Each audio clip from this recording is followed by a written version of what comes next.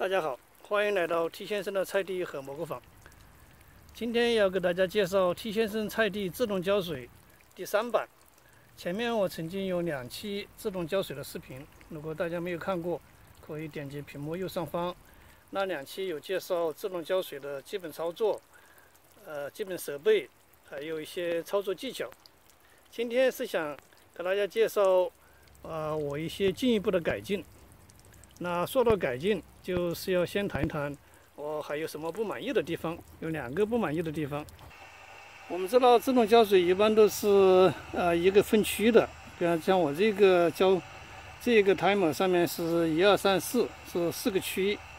那一般一个区来说，你肯定不只是浇一个菜床，像我这一个区就是管2到3个菜床，但是你也不是在生长季节期间，不是每一个菜床都会用。像我这一片菜床，一共是分为2个区。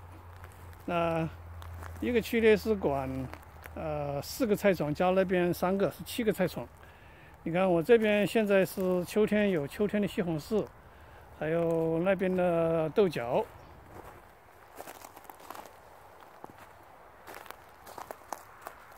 有秋豆角，这是现在是需要浇水。那现在这个黑布盖着的，这跟它是同一个区，现在是没有蔬菜，所以就不用浇水。那这就是第一个问题，怎么能区分给有些菜床浇，有些菜床不浇？那我过去的做法呢？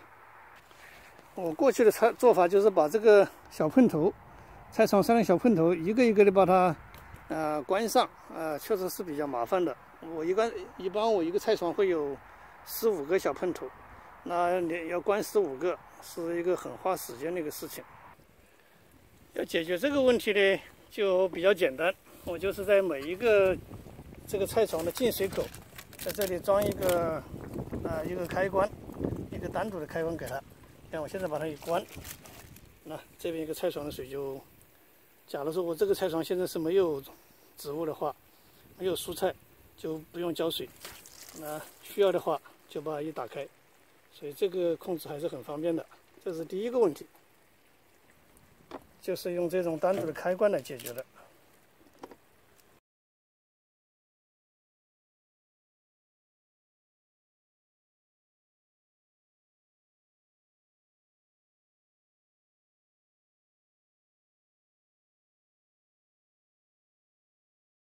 第二个问题呢，就是当换季的时候，这个菜床需要翻整，需要翻土，然后下肥料，这些 individual 这些小喷头，还有这些管子就很不好处理。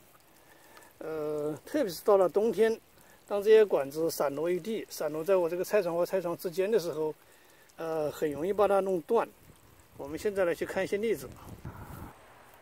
我把我以前菜床的所有这些管子都拆了，就把它摆在这里。我这里就有一些还没有处理的例子。你看，到了冬天的时候，像这些散落在外面的这些管子，你一不小心脚一踹，脚在上面一踏，它就断掉了，容易脆断，所以。像这每年春天呢，再来重新set up 这个水管子呢，是一个很大的劳动，就都要必须重新安排，然后要修要补，还有包括不光是这些管子容易甩断，还更容易甩断的是像这些接头，这个地方一甩就断了。你比方像这里像这个就是有时候脚踩在上面啦，有时候绊在上面啦，那就都断了。那对付这种一团乱麻的这些水管，我现在的处理办法就是把它们收拾起来。比方说像我这里就有，把它一捆一捆的收拾起来。像我这里也是，在没有用的时候就把这水管就把它一团一团的把它缠在一起，放在这个边上。稍微还是方便了一些。这样。但这呢还是有个问题，就是什么呢？到了春天，你想用这些管子的时候，那到时候温度还是很低。现在这个管子很柔软，很有弹性，很 flexible。现在温度高，要 set up 这些管子呢还是比较容易的。像这原来是捆住的是吧？然后打开很容易拉开。那要是在春天的时候，温度还不高的时候，它很僵硬，一不小心呢，这些管子就被拉破了，拉断了。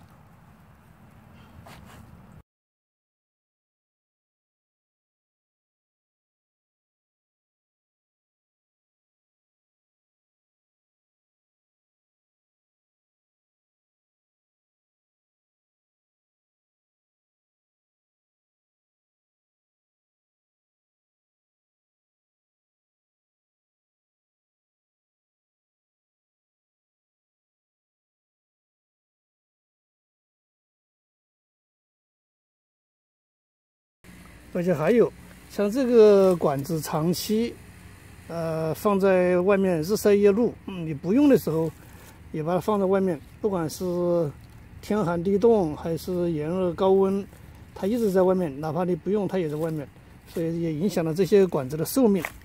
那我现在要做的呢，就是真正想把这个自动浇水这个系统啊，把它改成可拆卸、可搬运的这么一个单元，以菜床为单元。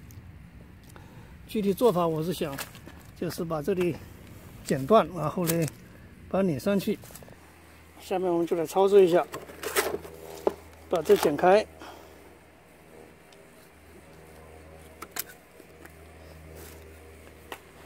这一头呢给它装上一个这样的没有的，就是管子。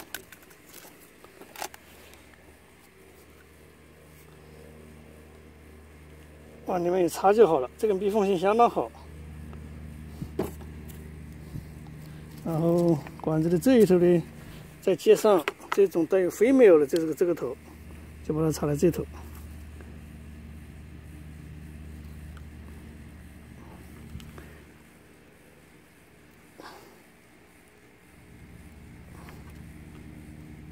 插进去好了，它这里面是有一种倒齿的，所以这个是既不漏水也不会掉出来的。那要用的时候呢，就是把它给接上去就好了。不用的时候拆开，而且呢，这一头还可以有个盖子把它盖上。防止虫啊、蜘蛛啊、这个灰尘啊土壤进去，这就很好。那现在这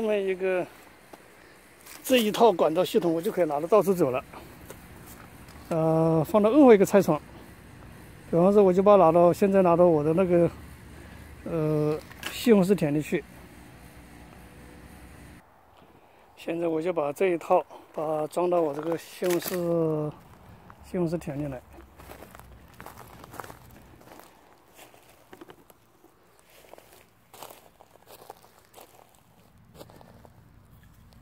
做法就是先把这个给它接在这头，接到跟开关这边接上，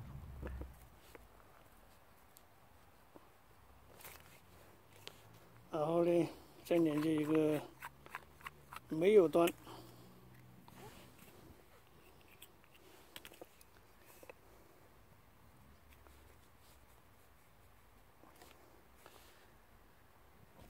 这就行了。再把这个系统把它接上去，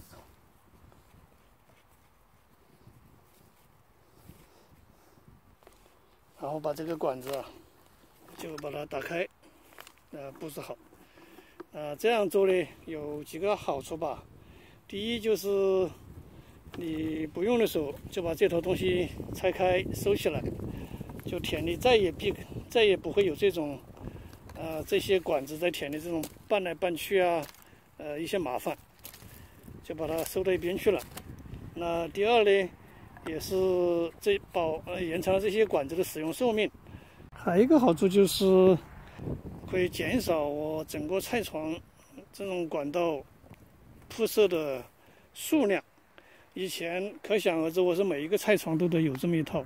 那现在不种菜的菜床，那就没有必要了，所以就总体上也是减少了这些用料。我把我以前菜床的所有这些管子都拆了，就把它摆在这里。现在是要来重新组装，按照刚才的重新设计、重新组装，组装成一个一个的可移动、可拆卸的这么一个浇水单元。